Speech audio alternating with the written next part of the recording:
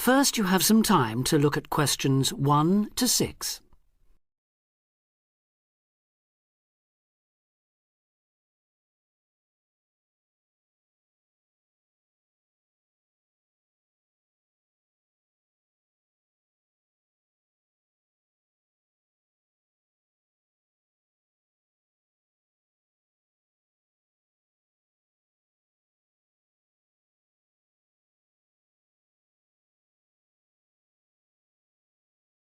Now we shall begin. You should answer the questions as you listen because you will not hear the recording a second time. Listen carefully and answer questions 1 to 6. Homestay Language Learning, Lisa McDowell here. How can I help you?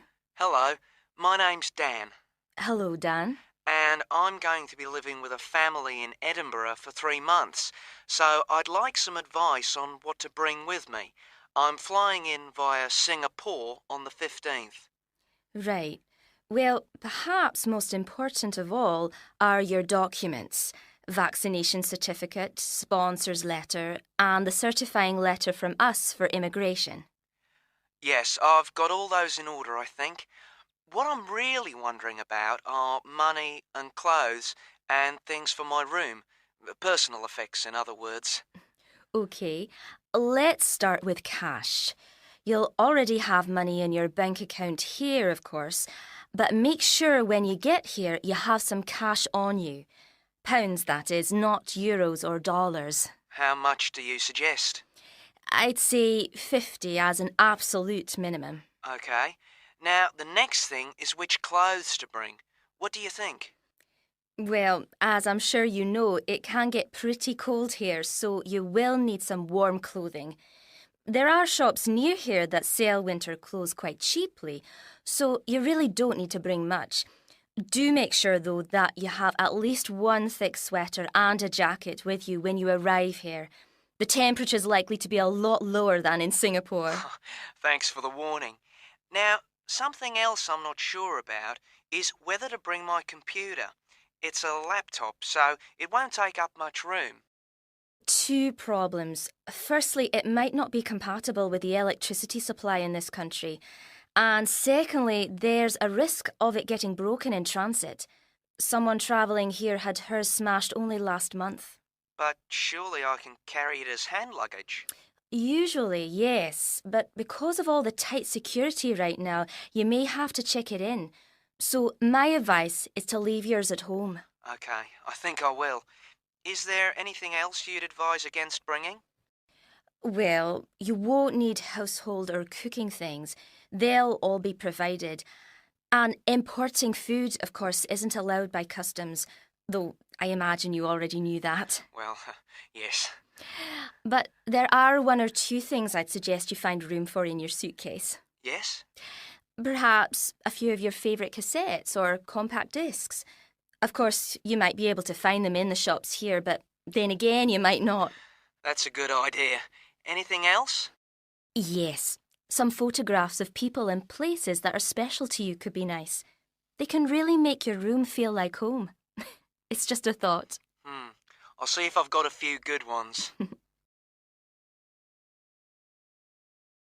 Before you hear the rest of the conversation, you have some time to look at questions 7 to 10.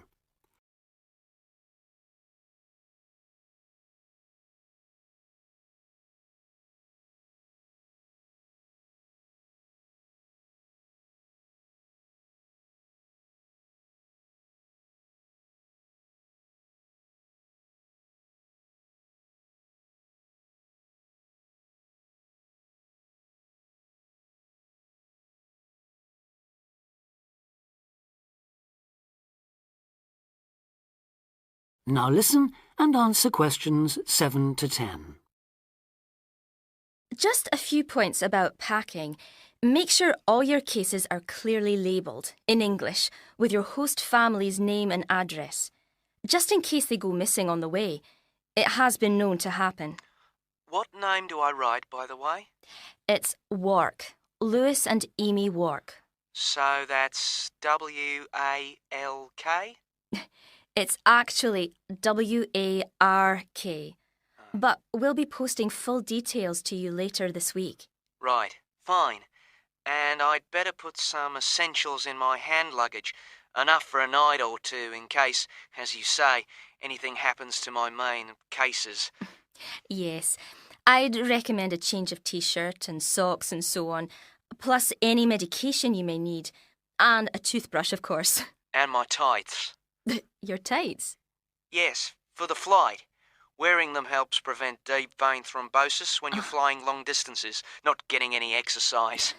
Oh yes, I've heard about that. Now, talking about exercise, there's one last thing. When you've packed your baggage, check you can carry it, all of it, at least 500 metres without any help. You may have to do that. Okay. Well, thanks for all your help. You've cleared up a lot of points. Oh, you're welcome. Have a safe journey, and we'll look forward to seeing you next month. Bye. Bye.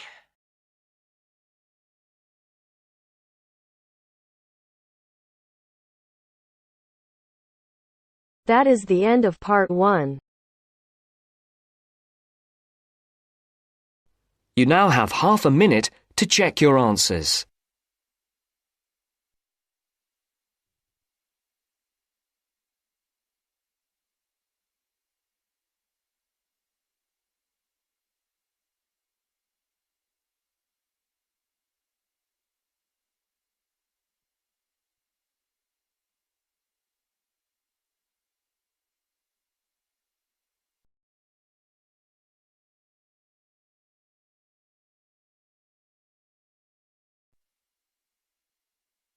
Now turns to part 2. Part 2. You are going to listen to a talk about the food we eat. First, you have some time to look at questions 11 to 15.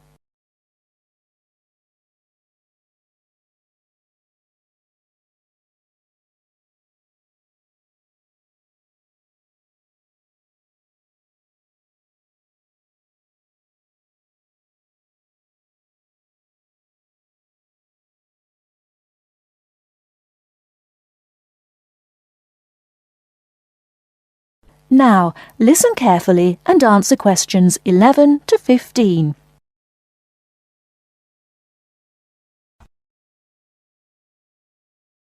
Welcome to The Food We Eat, sponsored by Safeway. Increasingly, we know more about the effects of our eating habits and lifestyles on our health. While new information can change old ideas, the news stories can often be confusing. At Safeway, we try to help customers not only in the range and types of food offered, but also by providing up-to-date, reliable information in areas we know are of interest and which relate to the diet we eat. Today, we are going to talk about sugar. Recently, doctors have been advising us to eat less sugar. The health recommendation to use less sugar is for 2 reasons.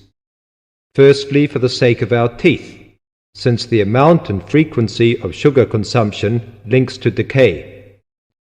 Secondly, as sugar is a good source of calories, it can easily be a problem if we tend to be overweight.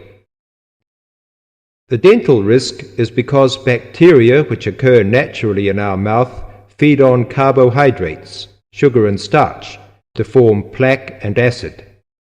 Plaque is a sticky coating that prevents the bacteria being removed by saliva. The acid attacks the tooth itself. This takes time, however, so the trick is to avoid sticky foods like sweets, which stay around in crevices feeding the bacteria. Before you hear the rest of the talk, you have some time to look at questions 16 to 20.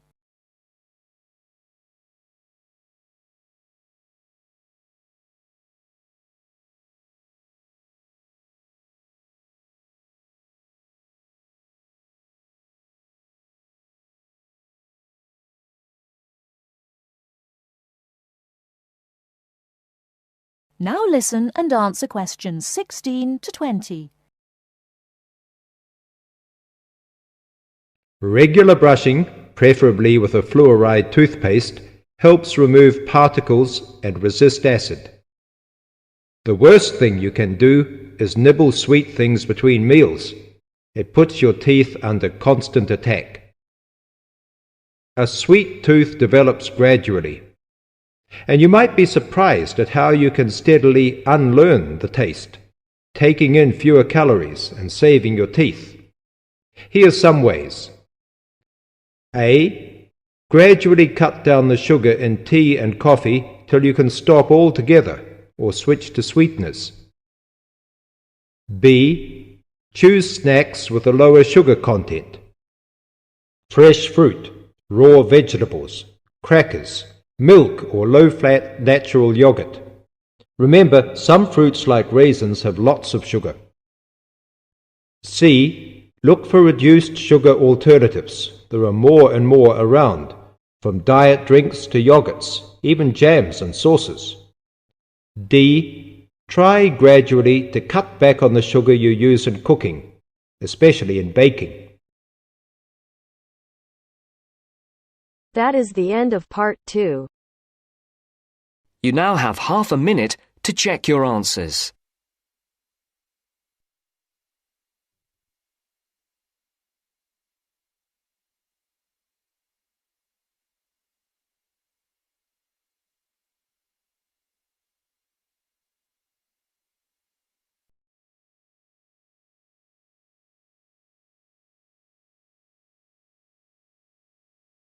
अगर listening के साथ साथ आप speaking की भी practice करना चाहते हैं तो हमारी अपनी एप्लीकेशन है बेबी कोड आइल्स, प्लीज डाउनलोड करो। ऐप स्टोर और प्ले स्टोर दोनों पे अवेलेबल है और लिंक डिस्क्रिप्शन में भी हमने डाल दिया है। यहाँ पे आप एआई टीचर को जितने चाहें उतनी बार स्पीकिंग टेस्ट दे सकते हो, जब चाहें तब, कोई रिस्ट्रिक्शन नहीं है। और अगर आप चाहते हो कि टीचर आपको आपके बैंड स्कोर बताए, आपकी मिस्टेक बताए और कैसे आप 5 बैंड से 7 बैंड इंप्रूव कर सकते हो, तो प्लीज यूज करो मेरा promo code IELTS50। Do not forget, my promo code is IELTS50. You will hear a discussion between two students and their tutor. First, you have some time to look at questions 21 to 25.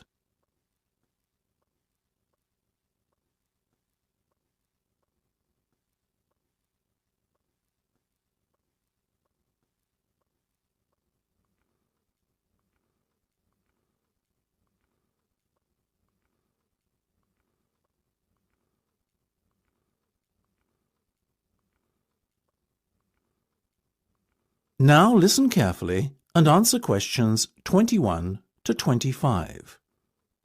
Okay, guys. First off, well done. That was a very good presentation yesterday. Now I'm just going to ask you questions about it before I give you my feedback. That okay? Sure. Of course. Right. Well, in that case, tell me, Niall, why did you choose to talk about Rafael Nadal? To tell you the truth, I didn't. I think I'd better let Sheena handle this one. Sheena? Yes, it was my decision to pick Nadal. Now, that might be a strange choice for a presentation entitled Someone Who Inspired Me to Study Psychology, but... Yes, but I was going to say, it does seem rather an odd choice. Was it simply down to the fact that he's a sporting hero of yours and so a role model? You talk about him a lot, Sheena, so this much is clear. It's true. Nadal is someone I look up to, but my reasons for choosing him were totally professional. You see, I doubt perhaps in the history of tennis that there was ever a better match player than him, and that got me thinking, what is the secret to his success? How does he control his nerves so splendidly? The more we started to look into his background, the more I realised Sheena was right. Nadal was a perfect candidate for this study. He is, on so many levels, a very well-balanced character, and it was fascinating to gain an insight into the mind of this great champion over the last few weeks. I'll admit that I was at first somewhat unsure about whether or not I should back Sheena on this one, but it didn't take long for our research to put us at ease.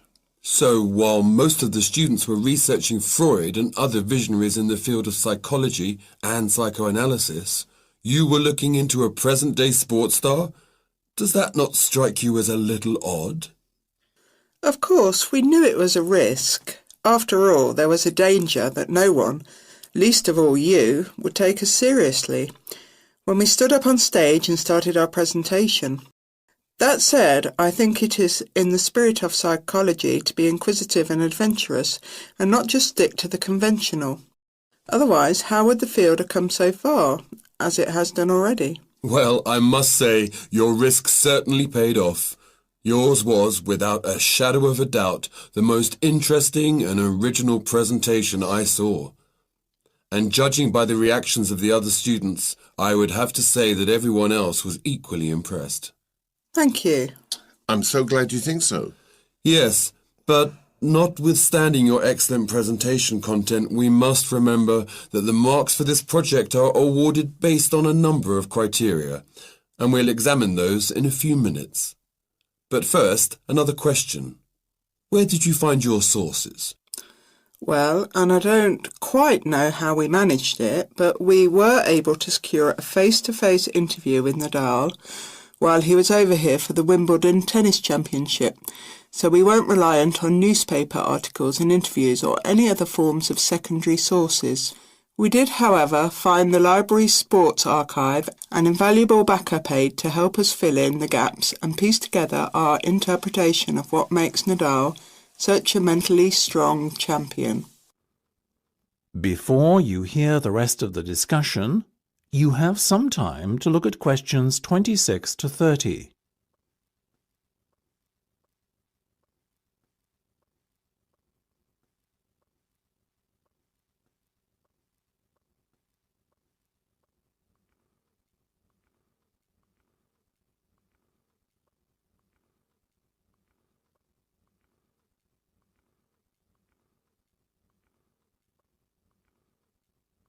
Now listen and answer questions 26 to 30. Okay, well, as I said, congratulations again for your excellent work. Now it's time for my feedback. The first area where marks were awarded is in your use of equipment. I felt that had you not been a little too reliant on the overhead projector, and had you, for example, used the interactive whiteboard and audio equipment a little more effectively, you would have received top marks in this section.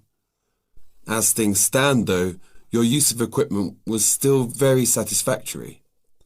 It's just a shame as it was an opportunity missed to score full points.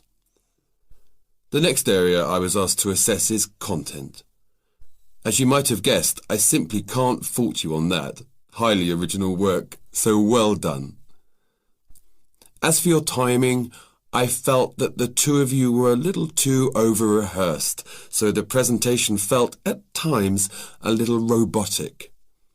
That said, again, it was very satisfactory, and you would get full points for effort. Sadly, though, there is such a thing as trying too hard, and that cost you top marks here, I'm afraid. Oh, I see. Right. What was particularly impressive, though, was the thick handout you'd prepared for everyone. I took it home to read through it afterwards, and it was very well written. But not alone that, it also enhanced my experience of the presentation itself on the day, as I was able to refer to the handout for further information on what was being discussed and to answer any questions I had. Very nice. As for your level of interaction, well, you had so much that you were intent on packing into your 20-minute time slot that sadly you run out of time at the end, which left no room whatsoever for interaction and no one had the chance to ask you any questions. You've probably guessed, therefore, that you did worse than average in this department, and unfortunately, your score will have to reflect this. Oh my goodness, everything sounded so positive at the start. That is a big disappointment. We worked so hard. Now, don't be so quick to get deflated. Remember, your presentation skills only count for 15% of the project grade. Your score in this assessment, even if it were terrible, would still not be enough to prevent you from getting top marks overall. It's very hard to score well in the presentation assessment anyway, so believe me, you both did reasonably well. Thank you. I wish I felt like that. Yes, your feedback was very constructive. We're just a little disappointed with ourselves. Why? That's the end of section 3. You have half a minute to check your answers.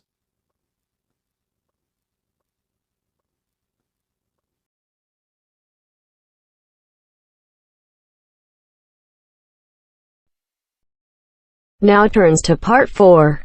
Part 4. You'll hear an introduction about the tutorial courses of the physics school. First, you have some time to look at questions 31 to 40.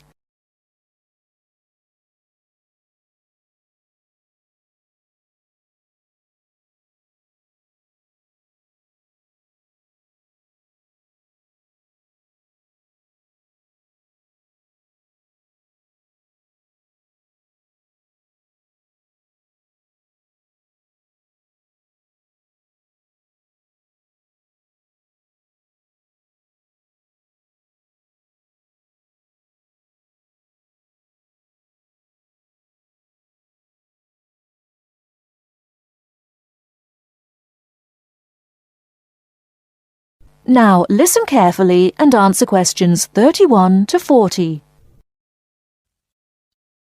Welcome to Orientation Week. This is the physics school session, and we'll welcome Professor Smith, the head of the school, to introduce you to the tutorial system. Welcome, Professor Smith. Thank you. You may have noticed life at university is totally different from that of school. For you, tutorials are an important part of the teaching program. Tutors are the primary contact between undergraduate students and the school. A tutor is the student's personal tutor as well as their academic tutor. Tutorials for physics undergraduates consist of 6 students who meet each week with their tutor for at least 50 minutes. For radiographer students, tutorials will normally consist of a group of about 10 students who will meet fortnightly with their tutor for a period of at least 50 minutes. In the first semester, the tutorials are during weeks 1 to 11. For semester 2, they are during weeks 14 to 24. Everybody involved is expected to be present and on time, and the tutor will also be available in week 12 and 25 to discuss problems that arise during revision, but attendance by students is optional.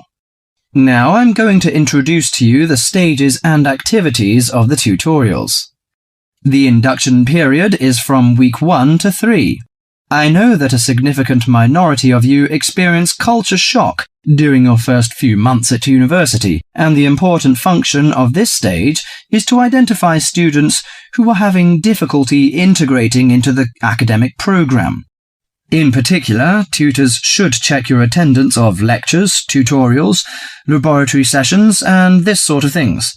Tutors also help you tackle work in a systematic and effective manner. Stage 2 begins from the 4th week. Some tutorials of this period are to be devoted to discussion or going over the students' lecture notes, but approximately 50% of tutorial time is to be devoted to coursework. You should finish the weekly homework assignments of 2 hours duration with at least 50% involving written work.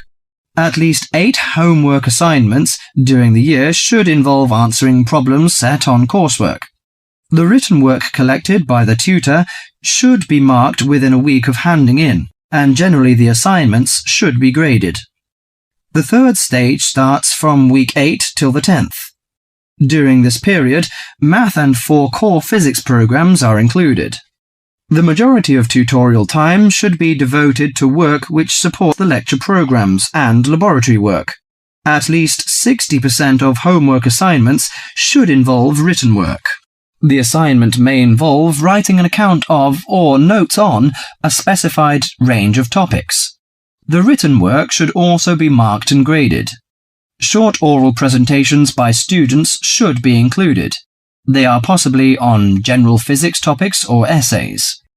The last week's personal development planning is a structured and supported process. The primary objective for PDP is to help you to become more independent and confident, self-directed learners, and encourage a positive attitude to learning throughout life.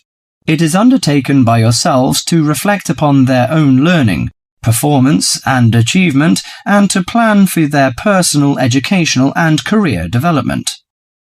Finally, If, without evidence of good reason, you miss more than 2 sessions during a semester, or if the tutor is not satisfied with your progress, the matter must be immediately referred to the program director, who will normally issue formal warning, verbal and written. This will inform you that your place at university is under threat of withdrawal if no improvement is made. That is the end of part 4.